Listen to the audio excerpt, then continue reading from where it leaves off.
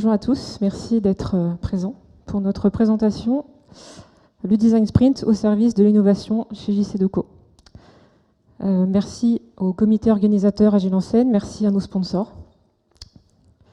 Et puis, on va passer une petite slide de rigueur pour les questions. Donc là, via ce QR code à flasher, questions qu'on sera ravis de prendre à la fin de notre présentation.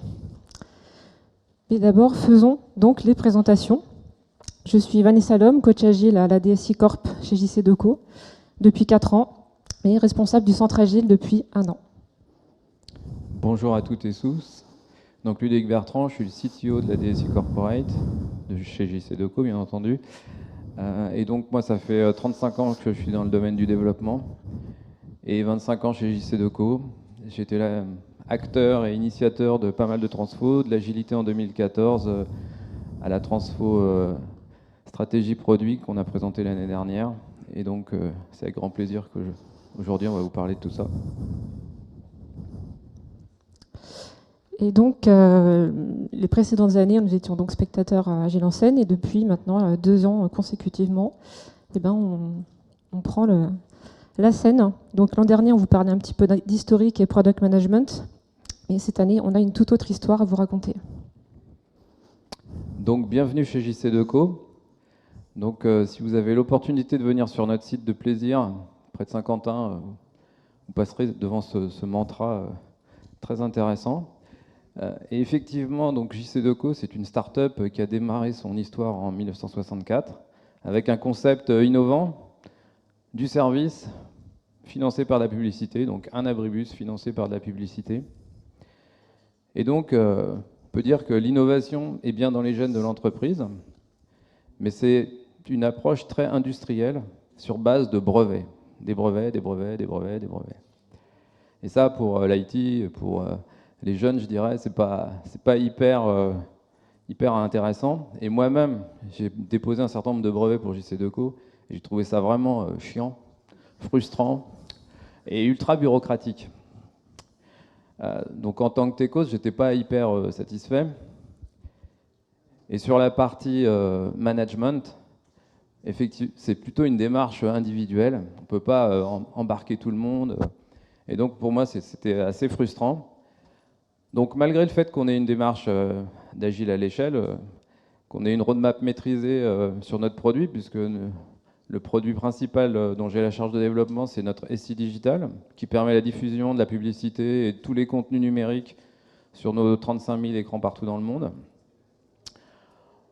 J'avais envie de proposer autre chose, d'embarquer les équipes. Et pour ça, forcément, il fallait un peu casser les règles. Et donc, un jour, j'ai vraiment eu une envie de changer, puisqu'on était dans une démarche, comme pas mal de boîtes, avec Amazon, Microsoft, qui poussent tous à faire de l'innovation, mais c'est plutôt marketing en général, et pour faire du placement produit, bien sûr. Donc nous, on est dans la pub, on sait ce que c'est le placement produit. Donc effectivement, j'ai envie vraiment d'en découdre par nous-mêmes et d'engager tout le monde. Et donc, un lundi matin, je suis arrivé dans le bureau de Vanessa. Nos bureaux sont côte à côte, donc c'est pas très compliqué. Et je vais commencer à lui parler de mon idée de se lancer sur de l'innovation. Et je me rappelle de ce jour-là, hein, tu es venu comme ça donc dans mon bureau. J'ai dit, oh là là, le chef arrive, attention. Et donc, et tu es venu me dire comme ça, voilà, j'ai une idée, quelque chose qui mûre un peu dans ma tête. J'ai mûri ma réflexion, j'ai envie de faire de l'innovation, comment je m'y prends. Mais je pense qu'il faudrait faire 3 sprints, tel jour par semaine, etc. Je fais hop, stop, on arrête tout. Je fais pause là. Quel est ton besoin? En tant que coach, je me suis dit, bon, là, je vais écouter ce qu'il me dit. Il y a un truc intéressant derrière. Donc, j'ai dit, c'est quoi ton besoin derrière? Donc, après, on a fait un peu du ping-pong verbal, quoi. Et donc, après, je posais les questions. Et il était un petit peu acculé, quoi. Et du coup, volontairement, comme ça, c'était très vivant. Et après, en 10 minutes, j'ai saisi la substance. Je dis, OK. Donc, je reformule en tant que coach. Est-ce que c'est ça que tu voudrais? Voilà les grandes intentions. Et je me rappelle ton attitude, hein, c'était... bon, je vois que tu as compris, on s'en reparle. Ok. Et donc moi, comment j'ai vécu ça? Donc moi, j'ai saisi ça un peu dans l'air, comme ça. Je me dis, bon, là, il y a un truc à faire. Il y a un truc sympa, un truc nouveau qu'on va proposer aux équipes. Donc je dois être à la hauteur, quelque part. Donc je me suis dit, je vais préparer quelque chose. Je vais fomenter des ateliers. Donc je vais préparer dans mon coin. Et quand je serai prête, je vais pinguer le chef et je vais dire, voilà, on va se reprendre un point en visio. Et là, je vais te dérouler un peu mes idées, ma proposition. Et donc c'est pour ça qu'on a fait une petite timeline comme ça, parce que donc on s'est vu le 15 mars de cette année, et le 29 mars, je te book une invitation dans Outlook, et donc un meeting de partage. Et là on voit qu'il y a une petite visuelle d'étincelle, parce que vraiment ce jour-là, bah, ça a fait boum. Exactement. Ça répondait vraiment pile poil à tout ce dont j'avais rêvé, comme on dit. Et donc du coup on est parti. Mais moi, je restais sur l'idée quand même qu'il fallait dégager du temps aux équipes, que ça ne soit pas fait en temps masqué, cette innovation, parce que tout le monde a des tâches opérationnelles importantes, mais je voulais vraiment qu'on dégage du temps. Je voulais aussi voir un peu l'appétence des équipes, qui serait in, qui serait out, etc. Et donc pour ça, on s'est dit, bah, il faut effectivement qu'on pense un peu, qu'on sorte un peu du cadre. Et avec moi, en tant que vieux techos, comme dirait l'autre, j'avais vraiment envie qu'il y ait une communauté innovation qui se crée. Et donc, qui dit création de communauté, on s'est dit on va y aller à fond. Donc on va vraiment déjà identifier, personnaliser un peu cette cellule Inno, donc qu'on a appelée KISS Inno Squad, KISS par rapport donc au produit digital. Et donc on va vraiment créer, avant d'aller voir les équipes, on va créer déjà une identité avec un canal dédié dans Teams, donc un logo qu'on a voulu un petit peu agressif, déroutant, mais en tout cas dynamique. Et donc la KISS Inno Squad était déjà, le certificat de naissance était déjà publié quelque part. Et donc on a préparé ça, et ensuite on a lancé cette invitation le 13 avril, donc là encore très rapproché, une invitation à l'ensemble des équipes du digital.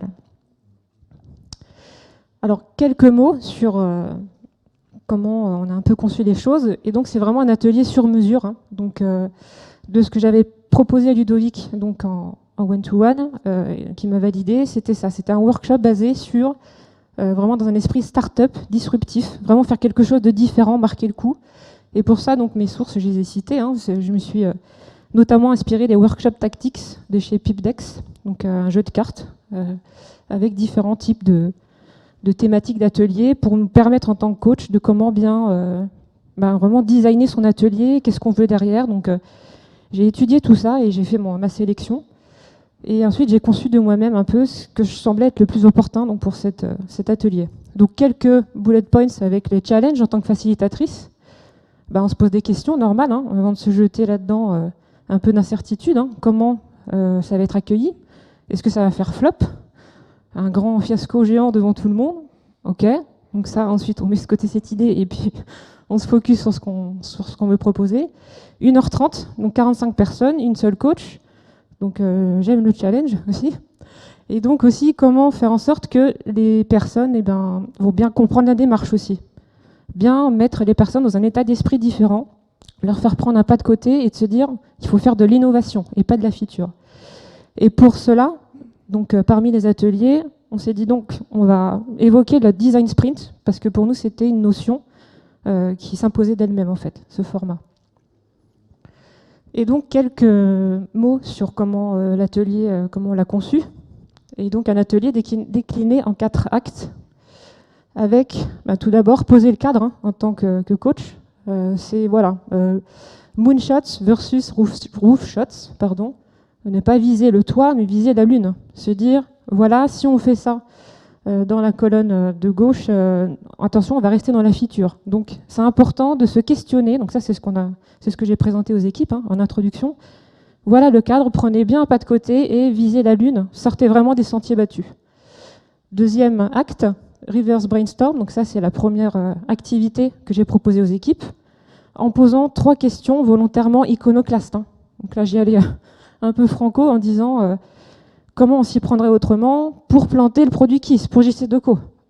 Donc créer un petit peu ce déclic pour se dire ok, à partir de ça, on va générer des anti-patterns. Donc les équipes vont trouver les pires idées en mettant des post-it rouges.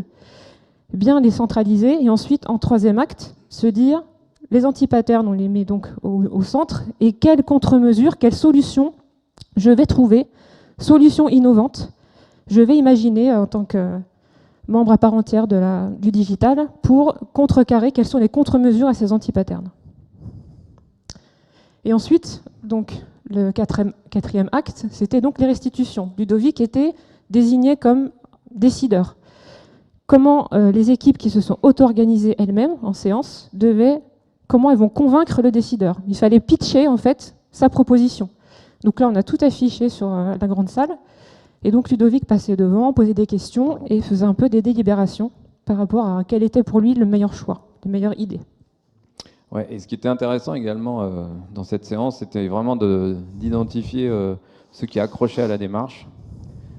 Et également, par rapport au pitch qu'on a eu, il y avait effectivement certains groupes qui étaient restés un peu sur du feature, je vais dire ça comme ça, et d'autres qui étaient vraiment partis très très loin, abeilles connectées, enfin, des gros délires. Donc voilà, c'était vraiment très intéressant et on a bien senti quels étaient les équipiers qui étaient prêts à embarquer la squad versus ceux qui étaient plus en mode suiveur, attente. Et donc quelques verbatims qui sont sortis en faisant un rôti express au sortir de l'atelier. Donc là, on avait des tendances que voilà, c'était plutôt bien agencé notre truc parce que du coup, on avait 4,42 de rôti, quelques retours feedback aussi intéressants pour améliorer l'atelier. Donc le feedback, c'est la clé aussi chez nous. On est très très attaché au feedback chez JC Deco, donc c'était important de mener aussi ce rôti à la sortie de l'atelier. Et maintenant, où est-ce qu'on en est dans la timeline? Eh bien, l'atelier est donc terminé, les sujets sont prêts, donc avec des préférences émises par Ludovic. Et puis, le casting aussi se complète, parce qu'à l'issue de l'atelier, donc on a mené un sondage pour dire qui seront les futurs membres de la Kissino Squad. Donc, on a préparé tout ça en tant que facilitatrice aussi. Donc, moi, j'étais donc ensuite autodésignée facilitatrice du Design Sprint qui allait s'agencer. Et j'ai donc organisé avec un mural un planning. Comment on va répartir tout ça concrètement versus les équipes de delivery, quelles équipes allaient être un petit peu dépeuplées. Donc on a proposé un vote, j'ai proposé cette répartition, 3 semaines. Donc le lundi qui est vraiment réservé pour le delivery et tous les autres jours, quels sont pour vous, membres de la Kissino Squad, les demi-journées sur lesquelles vous êtes majoritairement présents. Et donc en bleu, ensuite j'ai passé en bleu, les demi-journées où on était tous le plus présents. On ne pouvait pas avoir tout le monde tout le temps. Mais voilà. Donc voilà le planning qui s'est plutôt bien fait avec un picto chacun désigné. Et c'était important de faire un peu cette répartition et ensuite aussi, bien sûr, annoncer aux autres équipes de delivery quand est-ce qu'un membre allait être là ou pas là. Donc 12 demi-journées réparties sur 3 semaines. Effectivement, c'était important de pouvoir garder notre capacité sur les équipes opérationnelles, puisque, comme je l'ai dit, on a pris comme Vanessa l'a expliqué, on a pris des équipes qui étaient intégrées déjà à des équipes Scrum. Donc pour moi, c'était important qu'on avance sur l'innovation, mais qu'en même temps, on ne pénalise pas l'avancée du produit, tout en faisant ce que j'avais défini, c'est-à-dire de dire qu'il y a du temps qui est sacralisé pour l'innovation, c'est pas en plus de. Donc du coup, effectivement, les équipes produits ont diminué leur capacité à faire durant ce sprint. Et aussi, j'ai réservé le côté logistique, toujours une salle dédiée, présente, ancrée, sur site, donc à plaisir. Et aussi un pendant mural tout le temps. On travaillait sur mural, mais c'était important de dédier aussi une salle aux équipes pour se sortir de l'opérationnel, éviter d'être dérangé et pouvoir vraiment avoir son petit coin à soi pour travailler avec les autres membres de la Kissino Squad. Un design sprint à notre façon. Donc j'ai repris le template tel quel, sous mural, et de ce qu'on connaît du design sprint, et que je résume ainsi en fait. De mon point de vue, un grand 8 avec des gens passionnés. Beaucoup de méandres, beaucoup d'incursions, de discussions, de riches réflexions. Et ça va assez vite, mine de rien. Et puis on voit la richesse des échanges, des personnes qui arrivent à confronter leur point de vue, on arrive à aboutir à quelque chose. Voilà, donc c'était très, très intéressant. Et puis encore une fois, pour dire un mot sur le livre de Jake Knapp, le Design Sprint, le bouquin a plus de 10 ans, mais toujours d'une force très intéressante et puissante, et adaptable au final. Et donc quelques mots, quelques slides pour vous décrire un petit peu donc, comment j'ai procédé avec donc, Design Sprint Progression. On voit la barre pour l'instant qui est flat. Et c'était donc, on a le sujet, tout le monde est réuni, donc il faut discuter. Donc, une large part est faite à la réflexion. On retravaille le sujet, on fait du refinement pour se dire, ben voilà, il faut qu'on dégrossisse un petit peu, il y a beaucoup de choses, c'est très dense le sujet, donc prenons le temps de bien discuter. Et donc j'ai apposé aussi, pour montrer un peu de pédago aux membres d'équipe qui étaient un peu verts dans le travail, je puis dire, dans cette démarche, ils ne connaissaient pas forcément les tenants aboutissants. J'ai voulu donner un petit peu de pédago au début, mais pas trop, et les laisser découvrir ensuite et vivre le design sprint. Donc j'ai mis le modèle du double diamant en disant clairement, voilà, au début, on va élargir le champ des possibles dans les réflexions, on va discuter beaucoup, longtemps. Ensuite, on va attaquer le premier triangle, on va converger vers des idées, et ensuite, on va rouvrir un petit peu le cône, on va réfléchir à des solutions possibles pour ensuite, finalement, rétrécir un petit peu les propos et aller vers des solutions concrètes. Donc ça, c'était, je pense à mon sens, le degré d'information nécessaire pour donner un peu de visibilité aux équipes.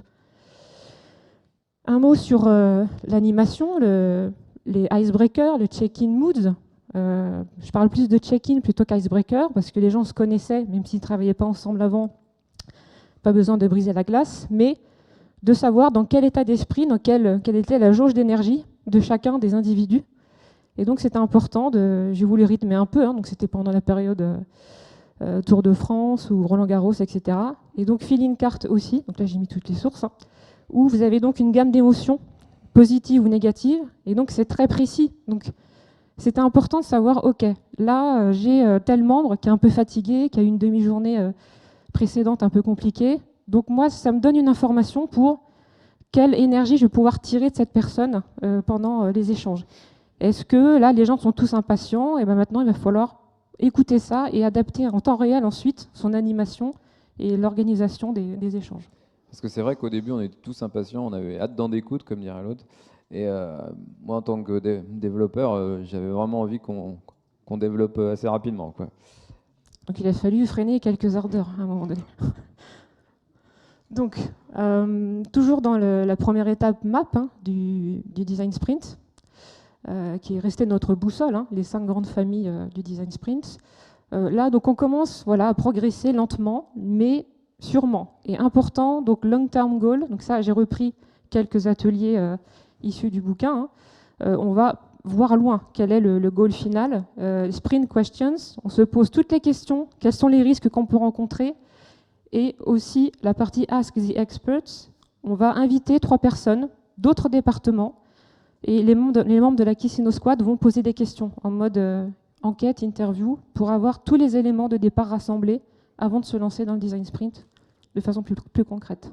Et donc on a notre RSSI qui est venu, parce qu'effectivement nous, au niveau JC2Co, on a embarqué la démarche DevSecOps, donc on fait du Security by Design. Donc même dans le cadre de ce sprint d'innovation, on a voulu le consulter et avoir son avis sur ce sujet. Et qui a été qui a eu beaucoup de valeur auprès des membres. Ça les a beaucoup aidés aussi. Ok, donc ensuite on commence à progresser encore un peu lentement dans la jauge. Et donc c'est la partie Ask the Experts où on commence déjà à pinguer les membres de l'équipe sur leur réflexion personnelle. Est-ce qu'ils ont déjà une première idée de comment on va organiser les choses? Comment on va prendre forme un petit peu? Donc là c'est une matière brute, mais chacun avait son avis personnel. Ensuite, donc on progresse, les choses s'affinent et on commence à parler étapes. Donc comment, avec How might we, comment pourrions-nous? Donc on se pose des questions et donc ensuite les membres, tous individuellement, ont leur propre réflexion et après on confronte. C'est important, je pense, dans un groupe, de ne pas lancer cette question à un groupe entier parce qu'au final, on se rend compte que ce qu'il en sort, c'est des avis influencés. Donc c'est important de laisser le temps à chaque individu d'aller au bout de son idée et ensuite on confronte les choses. Je trouve que c'est beaucoup plus riche que d'avoir quelque chose de plénier et qui ressort et qui est un peu aseptisé quelque part. Et là, comme vous pouvez le voir sur la photo, tout le monde était ultra focus. Et le fait d'avoir des demi-journées, c'était vraiment très concentré mais très efficace, quoi.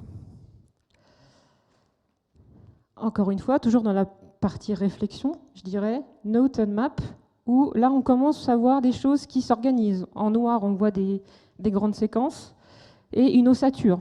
On a un backbone, un squelette, et on commence à y voir plus clair concernant l'utilisateur final, qui est matérialisé par la flèche jaune au départ. À qui on s'adresse? Un campaign manager en filiale, peut-être une autre cible secondaire. On se pose des questions, donc là encore, on dégrossit un peu, mais beaucoup d'échanges riches encore à ce niveau. Mais là, on voit que les choses prennent forme sur le papier sous nos yeux. Et puis, on arrive à cet instant crucial du design sprint, qui est quelle est notre map finale, notre parcours utilisateur final. Quels sont les enchaînements avec des flèches. Donc là, ça va être vraiment notre boussole pour la suite. Et ça, la map, eh bien, souvent, on y reviendra après, en tant que membre de l'équipe, pour se dire, OK, on est toujours on track par rapport à qui on vise et à qui on va proposer le futur prototype, si on arrive à faire un prototype à ce niveau-là. Et puis j'ai gardé aussi la partie Lightning Demos de Design Sprint à la fin de la partie réflexion. Donc c'est un peu comme, je dirais, une porte de frigo. Avant de se lancer, on met des post-it, chaque individu met ce qu'il a en tête. Voilà, moi je pense à tel techno, je pense qu'il ne faut pas oublier ça. Chacun fait un tour de table et montre aux autres ce qu'il a mis, comme un peu en mode pense-bête. Mais c'est à mon sens important, avant de se lancer maintenant dans le concret, on ferme le chapitre réflexion, ne pas oublier ces petites choses-là. Ouais, et dans le récap, là, ce qui était intéressant, c'est de voir la reformulation de chacun des membres de l'équipe, comment ils vendaient le truc, comment ils le voyaient, comment ils le vivaient. Donc c'était vraiment très, très intéressant comme phase. Et ensuite, on bascule dans le concret. On bascule donc dans la partie Decide, avec le storyboard. Le storyboard, donc, les idées sont claires. Et on se pose la question, avec les post-it rouges, qu'est-ce qu'on va poker ou qu'est-ce qu'on va faire en maquette? Donc là, les choses sont concrètes. Du dev.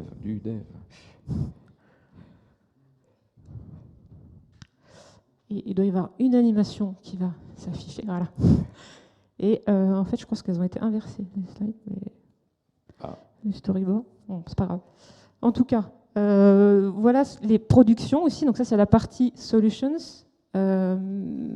Après, la partie Sketch Solutions. Donc chaque membre d'équipe a produit individuellement donc une solution complète. Donc en se basant bien sûr sur tout ce qui a été produit auparavant. Donc avoir les bonnes idées. Et chacun fait sa production et va au bout de ses idées. Donc vous voyez des petites pastilles vertes, ça c'est le dot voting. Ça, ce qu'on appelle, c'est Art Museum. Chaque membre, et notamment le décideur, qui est Ludovic, passait dessus et se disait, ça pour le business ou pour la solution, je tranche, si on n'arrive pas à se mettre d'accord entre membres de la Kissino Squad. Voilà ce qu'il faudrait retenir pour l'esquisse, la solution définitive en fait. Donc on fait du dot voting pour ça. Et comme vous pouvez le voir, il y a aussi beaucoup de créativité, beaucoup d'artistes, là, notamment tout le monde s'est lâché, là, dans la Kissino Squad. C'était un moment un peu de détente, là. Donc voilà quelques esquisses de solutions qui ont été produites. Et puis, donc voilà, speed critique, avec aussi des retours constructifs entre chacun des membres, pour se dire, voilà, maintenant on va vers cette solution. On passe ensuite à la phase prototype, donc construire, assembler, préparer, où là, c'était remarquable parce que les équipes se sont auto-organisées. On avait une team front, une team back, et ils se sont dit, OK, on fait ça, toi tu fais ci, tu fais ça, et les choses se sont passées de façon assez naturellement, en fait, l'auto-organisation. Et c'était important de voir aussi, il fallait être réaliste. Il restait peu de temps à ce stade. Et qu'est-ce qu'on va développer, qu'est-ce qu'on va mettre en maquette. Donc c'est ça qui est un petit peu difficile, parce qu'on a envie de se lancer au corps perdu, parmi certains devs qui étaient chauds patates. Et moi je disais, attendez, le plus important c'est de valider ou invalider une hypothèse auprès des campaign managers, qui étaient donc les utilisateurs finaux ciblés. Et c'est là que les personnes se sont raisonnées au final. Ils se sont dit, ah oui d'accord, quelqu'un qui disait, ah mais ça, il faut absolument développer ça. Et l'autre qui disait, non, mais là, on n'a pas le temps. Est-ce que ça vaudrait pas mieux de faire une maquette style carton-pâte pour montrer l'intention et pas se lancer dans du dev trop gourmand vu le temps qui nous restait. Et puis en parallèle, donc, important de lancer la préparation de la démo aux filiales. Donc la démo du prototype, où là, le profil marketing dans l'équipe était avec moi et je l'ai aidé un petit peu à mettre en place tout ça et à préparer cette démonstration. Et puis le jour J, donc le point d'orgue de ce design sprint, le dernier vendredi, là, c'était la démo auprès des filiales. Donc oui, on avait choisi 3 filiales qui sont un peu nos locomotives sur le digital, donc UK, US et Australie, avec l'idée de leur donner envie, de leur montrer que notre produit KISS, juste pour information, ce produit on l'a démarré il y a 5 ans, donc maintenant on est plutôt dans une phase de maturité, même si on avait démarré en mode start-up, et je voulais retrouver un peu cette ferveur de start-up aussi dans le cadre de ce sprint d'innovation. Et l'idée, c'était de leur montrer, le produit, il va encore vous apporter plein de choses, on va le faire vivre, on va l'améliorer. Et il se trouve que c'était en plein moment où on parlait que d'intelligence artificielle, de ChatGPT, etc. Donc j'avais pris le choix d'un thème où ça apportait de la valeur au business et en même temps, c'était innovant au sens où personne ne l'avait fait dans notre groupe en tout cas. Donc c'était d'intégrer de l'analyse automatique de contenu, puisque la chaîne de diffusion digitale, c'est des images, des contenus animés, des vidéos, etc. Et l'idée, c'était d'apporter une sécurisation supplémentaire par de la modération avec de l'intelligence artificielle. Et donc, on s'est dit, il faut impérativement qu'on fasse une démo de bout en bout, quoi, de notre produit. Et donc c'est ce qu'on a fait, on a booké un meeting Teams à distance et puis on voulait vous montrer une petite vidéo, voilà, un petit sans son, hein, de ce qu'on a pu faire et de ce que les équipes ont pu produire. Je sais pas si ça va marcher. Oups. Et donc c'était intéressant aussi de mettre aussi un Mentimeter, donc vous voyez les tags cloud à gauche. Qu'est-ce qu'on attend? Qu'est-ce que vous attendez en tant que, avant de vous voir montrer cette démo, donc membre auprès des filiales, et puis à la fin aussi un check-out de sortie. Donc voilà ce qu'on a pu. Donc on avait intégré dans l'application existante un bouton qui s'orientait vers un front assez spartiate, mais 100% fonctionnel avec les principales fonctionnalités. Donc, et le but de ce prototype, en fait, c'était de faire de la modération de contenu, c'est-à-dire d'alerter l'utilisateur sur les typologies de contenu et également par rapport à la localisation où le contenu allait être diffusé. Si on est près d'une école, des contenus peuvent être plus sensibles, près des lieux de culte, etc., etc. Donc on a intégré tout ça grâce aux techno Amazon. Et du coup, on a pu faire une démonstration 100% efficace. On a même pris un risque énorme. On a proposé aux filiales d'amener un contenu et de leur intégrer en live pour leur montrer que c'était vraiment quelque chose de réel et non moqué. Voilà, un peu. Donc voilà ce qu'on a fait. Et donc ensuite, donc on était plutôt content d'avoir pu aboutir à ça, ce prototype. Et donc à la fin donc, de Design Sprint, important de faire donc une rétro sur comment on a vécu cette première odyssée, littéralement, entre nous. C'est comme ça qu'on l'a vécu. Et puis, on voulait vous montrer quelques verbatims qui en sont sortis, donc des membres de la Kissino Squad. Ouais, donc je ne vais pas vous lire tous les ressentis, mais on voit que c'est ultra positif. C'est un accélérateur d'idées permettant d'imaginer et penser. Il y a plein de choses positives à en tirer. Très belle occasion de travailler avec des personnes différentes. Et le mot-clé, je dirais, c'est comme un team building productif. Parce qu'effectivement, moi, je cherchais aussi à créer ce team building. Et ça a vraiment super bien fonctionné avec des gens ultra engagés et qui m'ont dit en sortant quand est-ce qu'on recommence, quoi.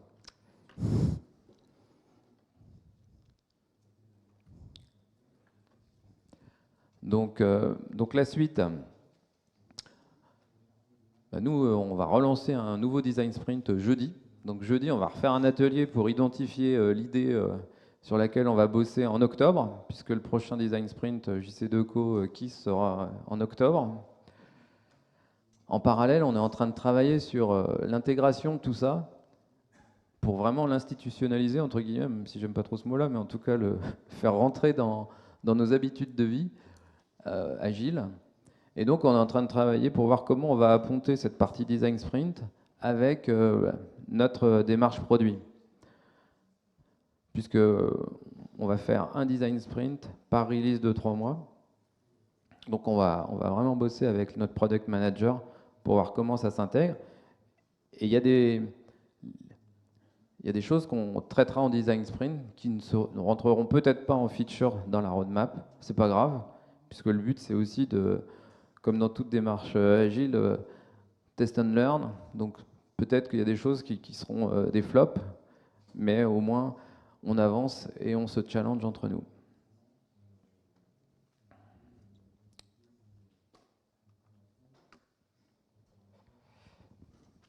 Alors pour revenir sur le mantra de Richard Branson, je pense que, donc encore une fois, c'est affiché en énorme sur notre site. Moi, je pense que ce qu'il faut en retenir de tout ça, c'est que les équipes, elles sont toujours prêtes à être embarquées sur des nouvelles expériences. Je pense que c'est vraiment créer de la nouveauté, c'est important pour motiver les équipes.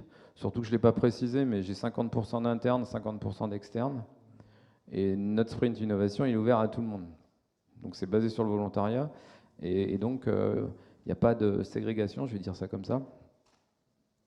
Et l'autre point fondamental, c'est vraiment la nécessité d'avoir une approche méthodologique, telle qu'on l'a mise en œuvre avec Vanessa. Parce que sans ça, c'est sûr que ça part complètement dans tous les sens et qu'à la fin, on n'a rien. Alors que là, c'était ultra cadencé, structuré, tout le monde était focus. Donc là, on voit la puissance du coaching et puis de cette approche méthodo. Donc voilà ce que j'en retiens. Et pour moi, si je devais résumer, ou faire mon mantra à moi, ce serait de dire l'audace paix. Voilà.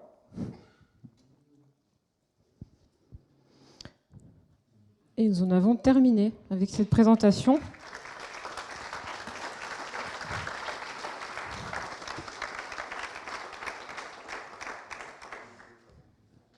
Merci. Et donc, le QR code pour recueillir votre précieux feedback. Et on va prendre quelques questions, s'il y en a.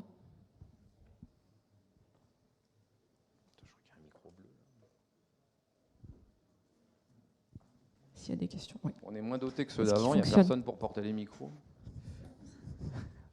Merci pour votre présentation. J'avais deux questions. Bon, vous avez déjà répondu à celle, est-ce que vous l'avez déjà répété, rejoué une deuxième fois cet atelier? Non, ça va venir. Donc, absolument. Ça a au moins le bénéfice de vous avoir conforté pour commencer. Est-ce que vous avez à peu près une idée du type de personnes qui sont venues travailler dans ce design sprint? Quel type de profil était présent dans cet exercice? Alors en termes de profil, nous avions 3 développeurs, un business analyst, notre product marketing manager,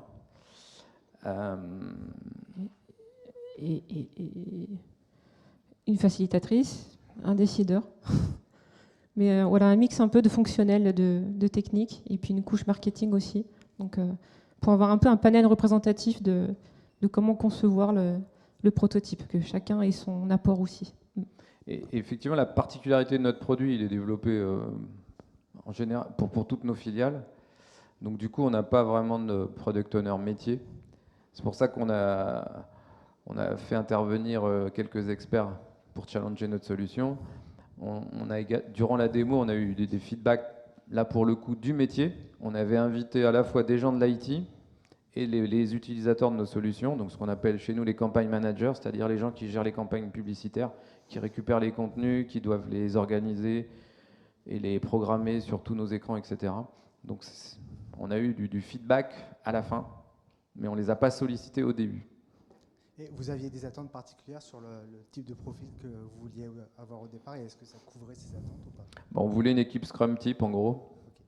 Donc voilà, c'est pour ça 3 développeurs, c'était bien, 2 fonctionnels, petite équipe Scrum, 5 personnes, petite pizza team comme on dit. Okay.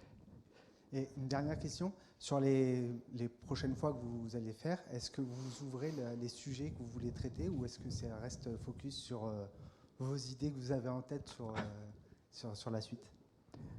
Alors justement là dans l'atelier, initial. Le premier, pas dans le design sprint, mais dans la partie où on a réfléchi au sujet, etc., c'était complètement ouvert.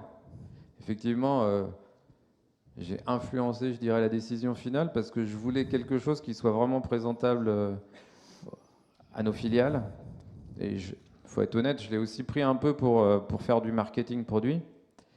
Parce que après 5 ans d'un produit qui est mature, on est déployé partout dans le monde, c'est la fin d'une phase, on va dire ça comme ça. Je voulais montrer que le produit continue à apporter de la valeur, à innover. Donc pour la prochaine fois, j'ai une idée, je vais la proposer. On a un certain nombre d'items qu'on va suggérer, mais il y aura aussi, peut-être que quelqu'un arrivera avec l'idée du siècle, comme dirait l'autre, et du coup, on la prendra. Vas-y, Vanessa, je te laisse, parce que tu as préparé l'atelier, en fait. Je vais pas spoiler, mais oui, effectivement, c'est le thème bien choisi. Donc, par rapport je peux le dire ou pas? Par rapport à de l'IA générative, donc avec 2 sujets assez segmentés pour voilà, sonder un peu les équipes sur qu'est-ce qui peut en ressortir par rapport à la stratégie business aussi des produits KISS, par rapport à l'IA générative. Et puis un 3e sujet en mode carte blanche. Qu'est-ce que vous pouvez imaginer d'innovant pour le produit KISS en lien avec l'IA générative? Donc on laisse un peu cette marge-là aussi, le champ des possibles ouvert pour voir si on va être agréablement surpris tous par le foisonnement de belles idées. Merci. Est-ce qu'il y a d'autres questions, éventuellement? Par là-bas. Merci.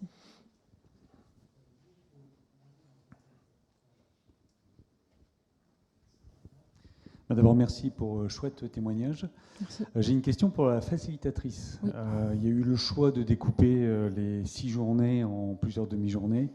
Comment vous remettiez de l'énergie? Comment vous remettiez toute l'équipe en ordre de marche, quoi? C'est une bonne question. Faut mouiller la chemise, quoi, en tant que facilitatrice. Mais j'avais la chance d'avoir des membres avec une réelle appétence. Donc j'ai envie de dire, ça dépend aussi du public. Peut-être que la session 2, ce sera moins facile, entre guillemets. Et j'accueille ça aussi avec un intérêt. Mais c'était les énergies. Je pense que c'est en tant que coach aussi, il faut savoir se mettre, comme on dit, un peu en posture basse, je vais parler un peu jargon, et écouter ce qu'on a en face. Et avec les icebreakers, enfin avec les check-ins, c'était important déjà. Moi, j'avais des indices de me dire, OK, là, on va pouvoir progresser.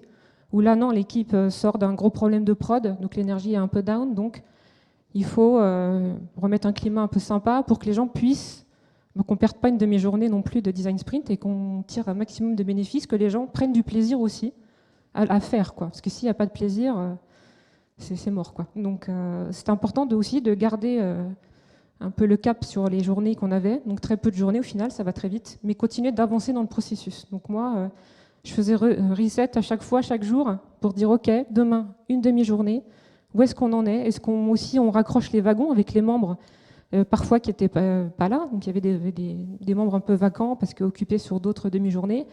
Et donc aussi Ludovic, quand il revenait de temps en temps, très très occupé bien sûr, de par son rôle, donc on faisait un rebouclage, quoi. On commençait par un petit daily en gros.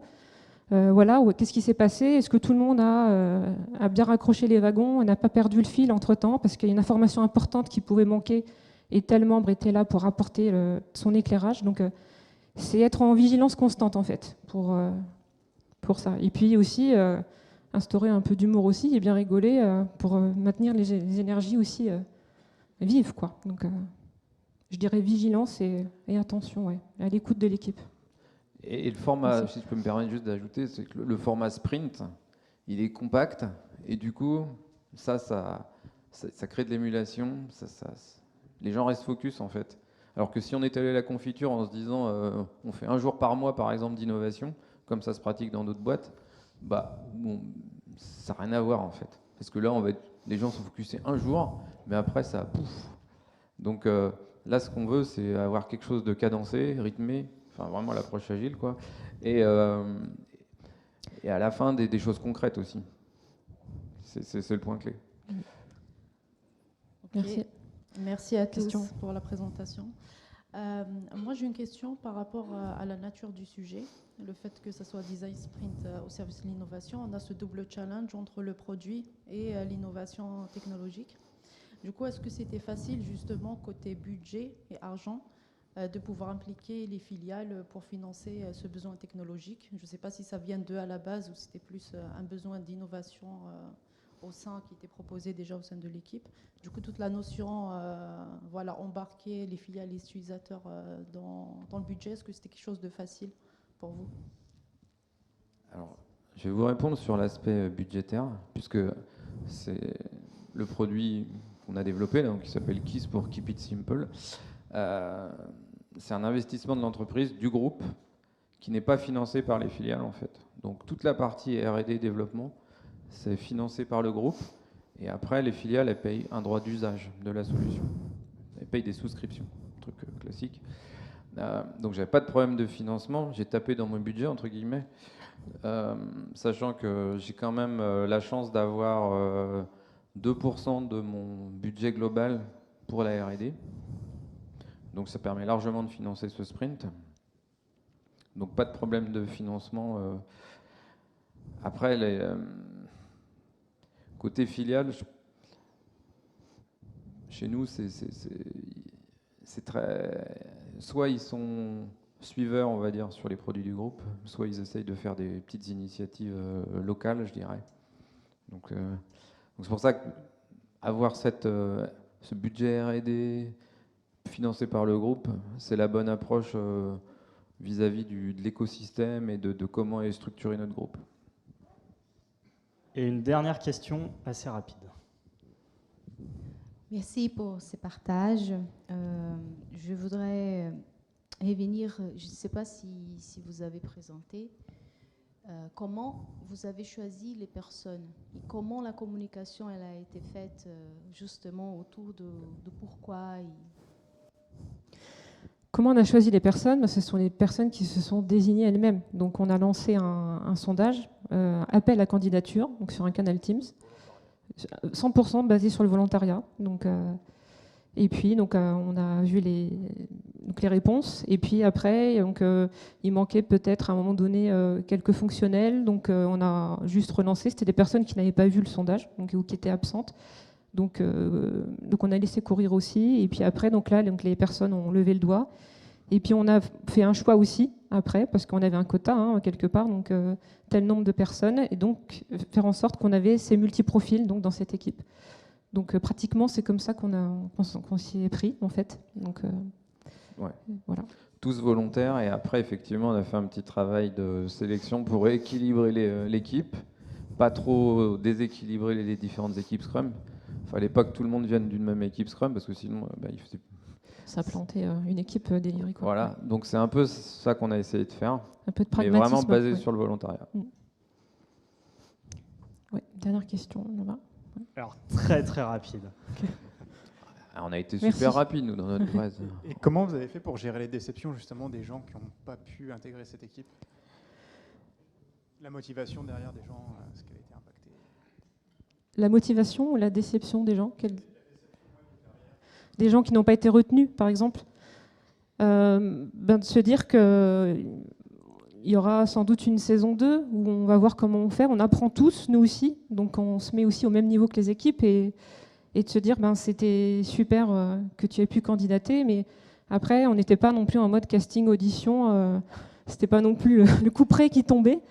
Mais on n'a même pas eu encore à faire ce choix un peu cornélien. Peut-être qu'on aura le choix du roi plus tard, avec beaucoup de candidatures qui se manifesteront. Donc ce sera un paramètre à prendre en compte, bien sûr, et de se dire, voilà, on va essayer de mixer au maximum et de renouveler les effectifs pour la prochaine fois. Et voilà. C'est ça. Mais très vite, quand on a eu fini notre démo australien, UK, US, là, on a fait une présentation à toutes les équipes. Et tout de suite, j'ai annoncé qu'il y aurait une saison 2 à la rentrée. On a reconvoqué tout le monde, comme le grand atelier du début. On a fait une grande réunion après pour montrer, ouvrir nos livres, voilà ce qu'on a fait. Et que oui, la porte est ouverte à tous. C'était vraiment sur ce biais. Je voulais pas que ça devienne un truc élitiste, parce que c'est un peu le risque aussi de ce type d'approche. Donc je voulais vraiment que tout le monde se dise, ah ouais, moi je peux aussi participer, etc. Et pas donc, tomber dans cet écueil de faire quelque chose de trop élitiste. Ouais. Encore merci à vous. N'hésitez pas à les remercier. Merci à tous. Vous pouvez toujours aller les voir par la suite. Merci.